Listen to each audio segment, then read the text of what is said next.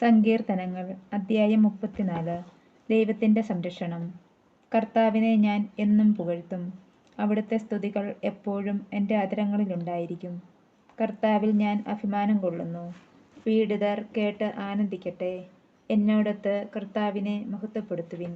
നമുക്കൊരുമിച്ച് അവിടുത്തെ നാമത്തെ സ്തുതിക്കാം.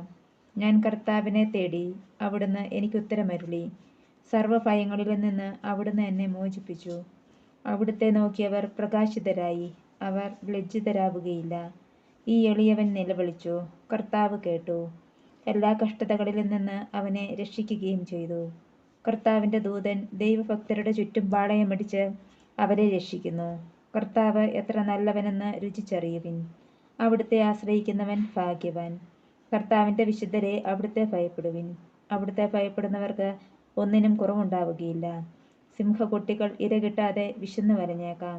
കർത്താവിനെ അന്വേഷിക്കുന്നവർക്ക് ഒന്നിനും കുറവുണ്ടാവുകയില്ല. മക്കളെ, ഞാൻ പറയുന്നത് കേൾക്കുവിൻ. ദൈവഭക്തി ഞാൻ നിങ്ങളെ പരിശീലിപ്പിക്കാം. ജീവിതം ആഗ്രഹിക്കുകയും സന്തുഷ്ടമായ ദീർഘായുസ് അഭിലഷിക്കുകയും ചെയ്യുന്നുവോ? തിന്മയിൽ നിന്ന് നാവിനെയും വ്യാജഭാഷണത്തിൽ നിന്ന് അധരങ്ങളെയും സൂക്ഷിച്ചുകൊള്ളുവിൻ. തിന്മയിൽ നിന്നകന്ന് നന്മ ചെയ്യുവിൻ. സമാധാനം അന്വേഷിച്ച് അതിനെ പിന്തുടരുവിൻ. കർത്താവ് നീതിമാന്മാരെ കടാക്ഷിക്കുന്നു. അവിടുന്ന് അവരുടെ വിലാപം ശ്രവിക്കുന്നു.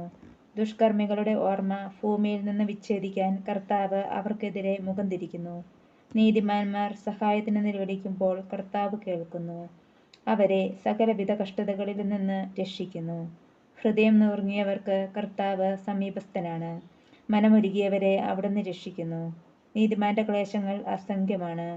അവയിൽ നിന്നെല്ലാം കർത്താവ് അവനെ മോചിപ്പിക്കുന്നു. അവൻ്റെ അസ്ഥികളെ കർത്താവ് കാത്തു സൂക്ഷിക്കുന്നു. അവയിലൊന്നുപോലും തകർക്കപ്പെടുകയില്ല. തിന്മ ദുഷ്ടരെ സംഹരിക്കും.